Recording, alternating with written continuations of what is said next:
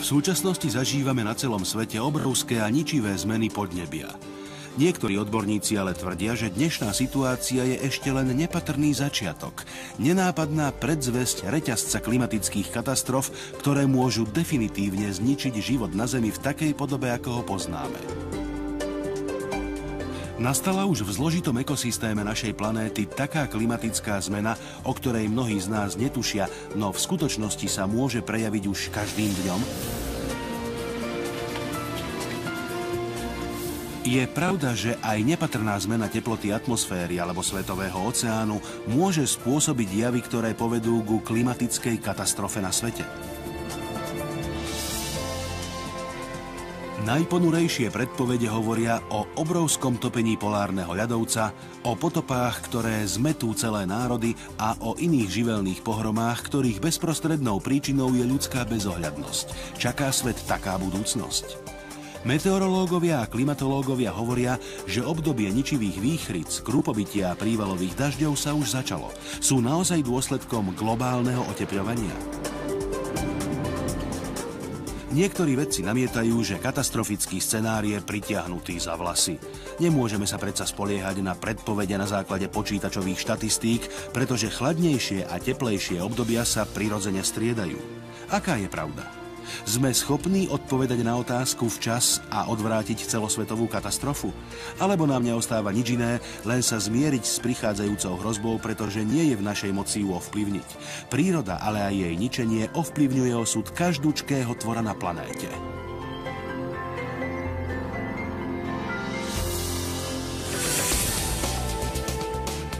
Tajomstvá, ktoré si nevieme vysvetliť. Hádanky, ktoré sa priečia rozumu. Prekvapujúce a nečakané odpovede.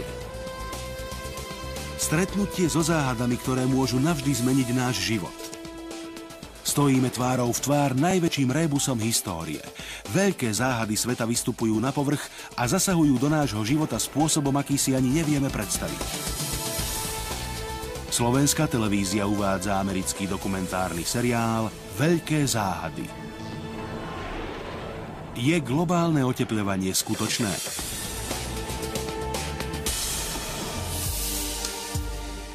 Každý z nás už niekedy na vlastnej koži pocítil vplyv počasia a podnebia. Snehové búrky, krúpobytia, uragán, záplavy a smršť, to je súčasť života na našej planéte. Jednou z najväčších záhad nášho sveta je tajomstvo vzniku života. Naša planéta sa otáča v takej ideálnej vzdialenosti od Slnka, že jeho teplo ju nespaľuje, ale naopak prebúdza na nej život. Keby táto vzdialenosť bola len o trochu iná, my by sme tu určite neboli. Vďaka presnému umiestneniu v slnečnom systéme vznikla rozmanitosť života na Zemi. Moria, oceány, lesy, vzduch, jednotlivé zemské sféry, ľudia aj zvieratá existujú v tesnom a životne dôležitom prepojení. Ľudia sú podľa mnohých odborníkov rozhodujúcim faktorom určovania podoby rovnováhy v prírode. Máme skutočne taký rozhodujúci vplyv? Vedecké diskusie prebiehajú už niekoľko desaťročí a stále nie je jasné, do akej miery je človek schopný držať opraty vývoja života na Zemi. Čaká nás v blízkej budúcnosti pohroma, alebo všetko ostane len v rovine počítačových špekulácií? V súčasnosti sa odohráva zatiaľ posledné dejstvo veľkej drámy, ktorá sa začala vznikom Zemegule a atmosféry. Pôsobenie atmosféry v rozhodujúcej miere prispelo k vývinu životných podmienok na Zemi. Zároveň však všetko živé ovplyvnilo atmosféru. Ľudia bývali odjakživa väzňami a často priam otrokmi podnebia a počasia, no zdá sa, že dnes po prvýkrát v dlhej histórii majú ľudia moc ovplyvňovať podobu klimatického systému v celosvetovom meradle. To má obrovské následky na život na Zemi. Ak sú doterajšie vedecké závery presné a pravdivé, tak sú najzreteľnejším dôsledkom globálneho otepľovania extrémne výkyvy počasia. Na jednej strane sú to vlny obrovských horúčav, na druhej strane v dôsledku všeobecného oteplenia aj silnejšie zrážky. Globálne oteplenie bude mať obrovské následky a rozhodujúcou mierou poznačí život našej planéty. Nedokážeme však presne povedať, nakoľko vážna je situácia a nevieme ani presne opísať, nakoľko tieto zmeny poznačia súčasnú podobu života. Vo vedeckých kruhoch prevláda názor, že na Zemi prebiehajú prirodzené klimatické zmeny, no že tieto zmeny nezdravo urýchľuje nešetrná ľudská činnosť. Napriek mnohým neistotám sa nedá vyvrátiť základná a všeobecne platná skutočnosť, že to, čo nazývame vyčíňaním živlov, sa skutočne zvyšuje a má čoraz katastrofickejšie rozmery. Zatiaľ najničivejší cyklón zasiahol v roku 1970 Bangladeš a za obeť mu padlo približne 1 000 000 ľudí. O 16 rokov neskôr postihlo tú istú krajinu smrtonosné krupobytie. O hurikánoch Mitch a Gabriel sa často hovorilo v súvislosti s klimatickými zmenami, ktoré prenikajú hlboko do stratosféry. To je podľa odborníkov neklamným signálom stupňujúcich sa klimatických zmien. Hurikán Floyd v roku 1999 dosiahol v istom momente rozmery celého štátu Texas. Dôkazy o prebiehajúcich zmenách podnebia sú každým dňom očividnejšie. Napriek tomu sa ešte stále nevieme dohodnúť na príčinách, ktoré ich spôsobujú. Jedným z dôvodov protichodných názorov je skutočnosť, že podnebie a počasie sú do veľkej miery nevysvetliteľné nielen väčšine ľudí, ale aj samotným klimatológom. Ďalším dôvodom vážnych sporov je aj smutný fakt, že obe strany sa riadia veľmi selektívnym prístupom k vedeckým dôkazom. Na jednej strane barikády stoja tí, ktorí tvrdia, že klimatické zmeny budú pre nás osožné a nezanechajú po sebe žiadne katastrofické stopy. Druhá strana je zase presvedčená, že kým veda poskytne rukolapné dôkazy, bude už prineskoro odvrátiť celkom reálnu možnosť katastrofického priebehu zmien. Tak by sa mohlo stať, že už v nasledujúcom storočí bude naša planéta prakticky neubývateľná. Už takmer 3 desaťročia prevláda medzi klimatológmi práve tento názor. Dokladujú ho teóriou skleníkového efektu, prispievajúceho ku globálnemu otepľovaniu. Nie všetci vedci sú však jednotní v otázke príčin a dôsledkov globálneho otepľovania. Pred 4 až 7 tisícmi rokmi bola priemerná teplota na Zemi o 2 stupne Celzia vyššia ako dnes. Nevieme prečo, vieme však, že v tom čase sa rozvinuli obdivuhodné staroveké civilizácie. Pred súčasným obdobím hystérie okolo globálneho otepľovania sa toto obdobie nazývalo klimatickým optimum. Nedávno bol v Alpách objavený tzv. Ľadový muž, ktorý v tom čase zahynul a ktorého telo sa zachovalo v ľadovci. Podľa všetkého však jeho smrť nespôsobilo počasie, ale vystrelený šíp. Dôležité je pochopiť, že každý problém vzniká až vtedy, keď do ňoho investujeme kopu peňazí. Výskum klimatických zmien si každoročne vyžiada vyše 2 miliardy dolárov. Ak si však myslíte, že niektorý z vedcov oznámi Kongresu Spojených štátov, že tieto peniaze nepotrebujeme, tak neviete, ako to beží vo Washingtone. Oba protichodné názory sa opierajú o logické argumenty. Kým vo vedeckých kruhoch neutícha diskusia, vynárajú sa stále nové okolnosti, ktoré všetko ešte viac komplikujú. V niektorých oblastiach sveta sa povrchová teplota zvýšila, v iných, napríklad na Antarktíde, k žiadnym zmenám neprišlo. Aj napriek obrovskému nárastu skleníkových plynov zaznamenávame na Antarktíde za posledných 30 rokov skôr tendenciu ochladzovania. Tento jav si nedokážeme racionálne vysvetliť, pretože nezapadá do scenára o dramatických klimatických zmenách. Priemerná teplota sa v niektorých pozorovaných oblastiach zvýšila v poslednom storočí o 0,7 stupňa Celzia. Žiadne meranie na Antarktíde ale nepotvrdilo výrazné ochladzovanie ani otepľovanie a preto predpokladáme, že globálne oteplenie dosahuje v celosvetovom meradle ešte menej ako 0,7 stupňa Celzia. Na sklonku 20. storočia sme na základe počítačových predpovedí očakávali oveľa výraznejšie oteplenie svetovej klímy. Ešte stále si veľa ľudí myslí, že v minulosti dochádzalo ku klimatickým zmenám vždy postupne a pomaly. To nie je pravda. Je dokázané, že približne pred 11 000 rokmi sa udiali rýchle a drastické zmeny podnebia. Preto nemáme dôvod myslieť si, že podobný jav sa už nezopakuje. Väčšina z nás je zvyknutá na každoročné striedanie zimných a letných teplôt a preto nepovažujeme nejaký ten stupeň Celzia navyše za nič mimoriadne alebo nebezpečné. Pravdu povediac, možno ho ani nevnímame. No ako tieto zdanlivo jemné a zanedbateľné výkyvy teploty ovplyvňujú bezpečnosť života na našej planéte? Zo štúdia klimatických podmienok vyplýva jedno poučenie. Veľká zmena v priemernej globálnej teplote nemusí končiť pohromou. V 13. storočí a ešte niekoľkokrát potom nastalo obdobie označované ako malá doba ľadová, ktorá v Európe zapríčinila obrovský nárast biedy. Vtedajšia priemerná teplota pritom ale bola pravdepodobne len o 1,5 stupňa Celzia nižšia ako je dnes.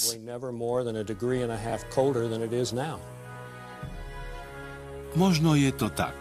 No priemerný človek zvyknutý vychutnávať si teplé letné dni môže tieto správy vnímať ako zlovestné zaklínadlo čiernej mágie.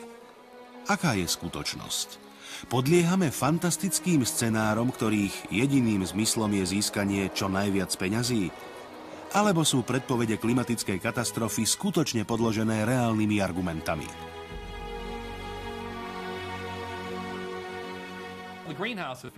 Keby neexistoval skleníkový efekt, teda keby sa v atmosfére nenachádzal oxid uhličitý, pravdepodobne by bola priemerná teplota na Zemi o 30 stupňov Celzia nižšia a život na Zemi by sa vyvinul najviac na úroveň červov. Pre ten stupeň života, ktorý príroda dosiahla, je skleníkový efekt nevyhnutný. Všetci veľmi dobre vieme, že bez skleníkového efektu by bola Zem jedna ľadová guľa. Slnečné lúče prenikajú atmosférou až na Zem, odrazia sa naspäť a vďaka skleníkovým plynom, vrátane oxidu uhličitého, sa časť slnečnej energie udrží v atmosfére. Bez tohto procesu by bolo na Zemi oveľa chladnejšie a život by sa nemohol vyvinúť do súčasnej podoby. Problém však je v tom, že ľudská činnosť skleníkový efekt výrazne podporuje a v atmosfére sa tak udržuje viac tepla, ako je potrebné. Len v Spojených štátoch amerických zaznamenávame v posledných 10 ročiach systematický nárast letných teplôt, ako aj obrovských dažďových zrážok. Naopak, výrazne chladné obdobia sú čoraz zriedkavejšie. Nárast extrémneho tepla a sucha, ako aj zrážok, sú najzreteľnejšími dôkazmi zmien, ktoré v súčasnosti poznáme pod označením globálne otepľovanie.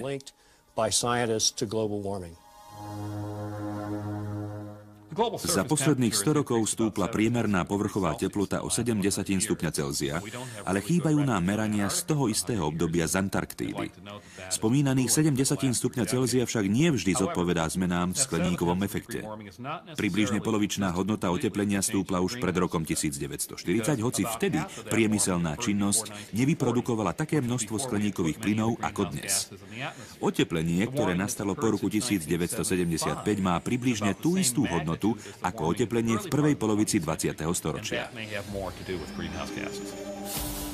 Zatiaľ sa všetci zhodnú iba na holom fakte, že priemerná teplota na Zemi skutočne narastá, hoci mierne.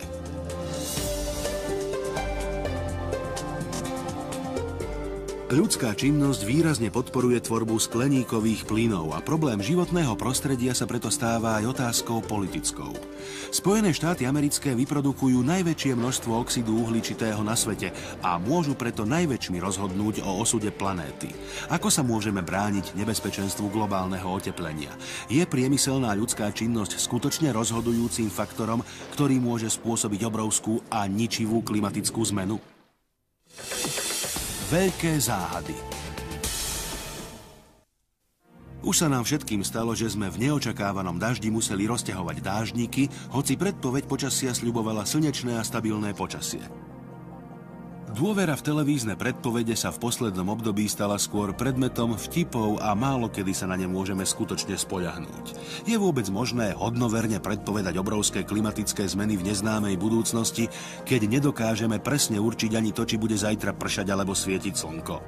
Klimatológia je pomerne mladým vedným odborom a väčšina z tých, ktorí sa ňou zaoberajú, vie veľmi dobre, že matka príroda dokáže byť svojhlavá a nie vždy dodržiava pravidlá, ktoré od nej očakávame. Vedci vychádzajú z prevládajúcich zákonitostí a prírodných cyklov, no málo kedy dokážu predvídať prekvapenia, ktorých má príroda vždy dosť.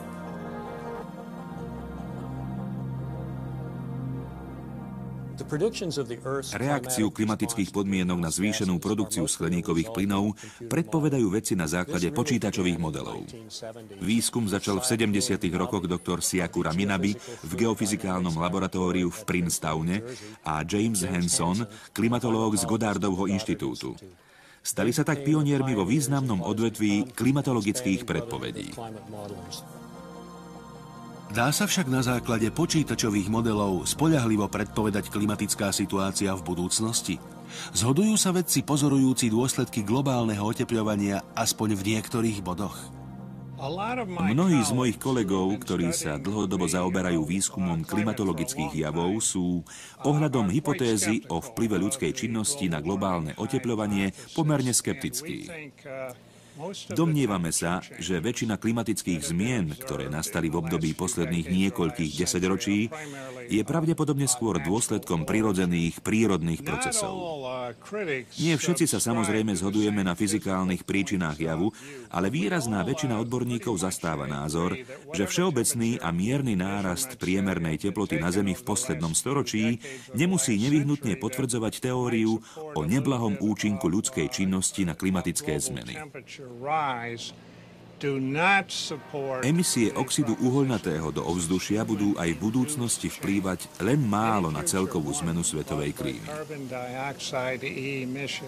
Počítačové modely na predpovedanie budúcich zmien sú natoľko nedokonalé, že sa bohužiaľ nedajú brať vážne.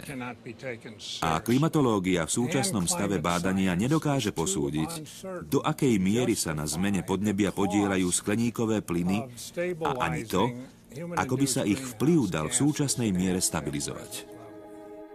Väčšina z nás by určite najradšej zabránila katastrofe, aká by nastala po náhlej klimatickej zmene. Môžeme aj my, jednotlivci, prispieť k odvráteniu podobného nebezpečenstva?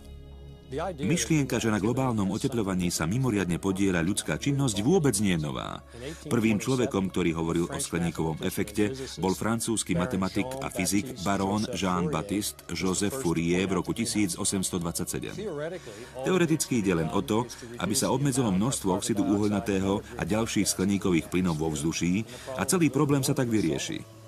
Väčšina odborníkov, ktorí prehlasujú, že za nerovnováhu skleníkových plynov môže človek, zároveň pripúšťajú, že istá miera klimatických zmien je prirodzená a nedá sa jej zabrániť. Jedna zo správ Medzivládneho výboru klimatických zmien, ako aj vyhlásenie Organizácie spojených národov z roku 1988 hovorí, že svetové klimatické podmienky sa menia tak drasticky a rýchlo, že sa na to musia podieľať zvýšené emisie skleníkových plynov. 90. roky 20. storočia boli najteplejším desaťročím vôbec. Globálne oteplenie je v posledných 50 rokoch zapríčinené do veľkej miery ľudskou činnosťou, ktorá narúša prirodzené zloženie atmosféry. Najškodlivejším javom je využívanie fosílnych palív. Výskumy ukazujú, že katastrofické klimatické zmeny sa môžu v budúcnosti prejaviť rôznymi spôsobmi a zároveň potvrdzujú, že otepľovanie je intenzívnejšie ako pred 10 000 rokmi, kedy boli položené základy veľkým neolitickým civilizáciám. Globálne otepľovanie má hlboké politické prepojenie. Jediné, čo môžeme urobiť, je zastaviť alebo výrazne obmedziť využívanie fosílnych palív. Ale situáciu to veľmi nezmení. Ak by prevládol názor, ktorý zdieľam aj ja, že globálne otepľovanie nie je dôsledkom ľudskej aktivity, nepotrebujeme investovať peniaze do výskumu. Okrem toho je pravdepodobné, že vzniknú nové technológie, ktoré pomôžu regulovať emisie fosílnych palív. Predpovede klimatických zmien robíme na základe tzv. Všeobecných obežných modulov. Lenže rozdiel medzi skutočnosťou a výsledkami týchto modulov je niekedy diametrálny. Ako som už spomínal, žiadna predpoveď nehovorí o tom, že by sa v posledných 3 desaťročiach ochladzovala Antarktída. Ani jeden z modulov nepredpokladal, že za posledných 7 desaťročí by sa ochladzovalo podnebie v Grónsku. A navyše, moduly nepredpokladali ani fakt, že čím je vyššia nadmorská výška, tým sú teploty nižšie. Naopak, všetky hovorili o tom, že by sa teplota mala zvyšovať úmerne s nadmorskou výškou, najmä v trópoch. A to je hlavnou slabinou klimatických modulov. Atmosféra vo vysokých nadmorských výškach sa neotepľuje. Ak vypočítate priemernú hodnotu teplôt v atmosfére smerom k stratosfére a porovnáte ju s výsledkami modulov, zistíte, že moduly predpokladali 7-krát vyššiu teplotu, aká je v skutočnosti.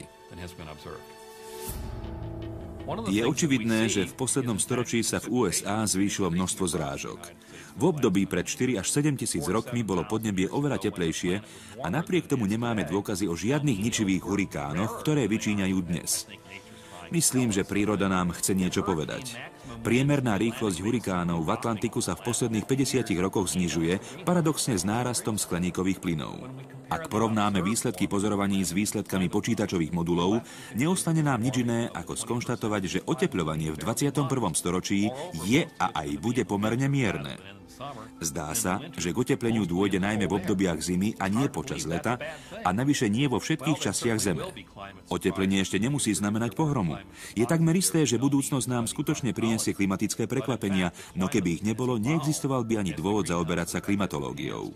Klimatické podmienky, ktoré sa vyvinuli ako dôsledok skleníkových plynov, nie sú v skutočnosti také alarmujúce, ako sa hovorí. V čase pred 150 až 450 rokmi prežívala Európa niečo ako malú dobu ľadovú. Väčšina odborníkov by súhlasila, že v porovnaní s klimatickými podmienkami v 20. storočí to bola podstatne nepriaznivejšia doba. V zásade sa dá povedať, že scenár budúceho vývoja nebude taký dramatický. Skleníkový efekt ale pochopiteľne zmení klimatické podmienky. Myslím si, že sa tomu nedá zabrániť. Zdá sa, že vedecká diskusia sa ani zďaleka nekončí. Môžeme sa spoľahnúť na objektívnosť jej záverov. Dokážeme si poradiť so zložitým problémom. Mnohí vedci nie sú ochotní prehodnocovať údaje tým istým spôsobom. V roku 1997 napríklad výsledky povrchových pozorovaní hovorili, že v tom roku sa letné teploty vyštverajú na rekordné hodnoty. Výsledky 20-ročných satelitných pozorovaní ale naopak nasvedčovali tomu, že rok 1997 je 7. najchladnejším rokom. Ktorú metódu si teda máme pri výskume zvoliť? Mnohí meteorológovia a klimatológovia zdôrazňujú, že merania povrchových teplôt sú nedostatočné a navyše sa monitorujú len na niektorých miestach planéty. Dôsledkom toho sú samozrejme neúplné a neobjektívne informácie. Tieto merania zahŕňajú len tretinu podnebia na planéte a veľmi ich ovplyvňujú tzv. Tepelné ostrovy, ktoré vznikajú na miestach s vysokou populáciou. Naopak, satelitné údaje sa vo všeobecnosti považujú za oveľa presnejšie. Zhodujú sa dokonca aj s balónovými meraniami, ktoré prebiehajú od roku 1979. Ani jedno z meraní však nezaznamenáva výrazný trend otepľovania. Keď hodnotíme súčasný stav svetovej klímy, žiadny údaj sa nevyhne spochybneniu a špekuláciám. Vplyv globálneho otepľovania môže mať dobré, ale aj zlé stránky. Je nepochybné, že klimatické zmeny budú mať v nasledujúcom storočí svojich víťazov aj svojich porazených. Otepľovanie, ktoré už začalo prebiehať napríklad v Novom Anglicku, môže viesť k rozloženiu ekonomického systému v spoločnosti, ale aj k zníženiu výdavkov za energiu počas zimy. Predpokladáme, že sa podarí udržať svetovú poľnohospodársku produkciu, ale čoraz ničivejšie povodne alebo suchá budú spôsobovať nepredstaviteľné problémy ľuďom najmä v rozvojových krajinách tretieho sveta. Bude to obdobie zmien mnohých spoločenských zákonitostí, no nemusí to vyústiť do fatálnej katastrofy.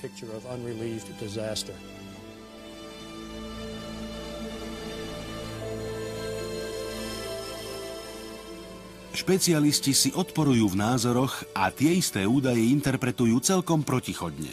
Komu máme veriť? Klimatické zmeny, ktorých svedkom sme už niekoľko desaťročí a ktoré boli starostlivo zaznamenávané, sú celkom prirodzené a človek sa na nich nepodieľa. Mnohí z tých, ktorí považujú globálne oteplenie za dôsledok činnosti človeka, o tom odmietajú otvorene hovoriť. Môže to súvisieť s tým, že väčšinu klimatologického výskumu financuje naša federálna vláda. Prečo dodnes nepoznáme odpoveď? Hoci sa do výskumu investujú miliardy dolárov, máme čoraz dokonalejšie technológie a v odbore pracujú renomovaní svetoví špecialisti. Je ľudstvo jednoducho ochotné len tak hazardovať s budúcnosťou planéty? Alebo skutočne nemáme dostatok informácií a väčšinu z nás vlastne vôbec nezaujíma osud tých, ktorí prídu po nás? Je to otázka hodná zamyslenia. Na slovenskom znení spolupracovali Silvia Rupeltová, Peter Kolárik, Miroslav Trnavský, Branislav Frajka, Monika Korenčiová a Juraj Ploskuňák. Slovenská televízia 2006.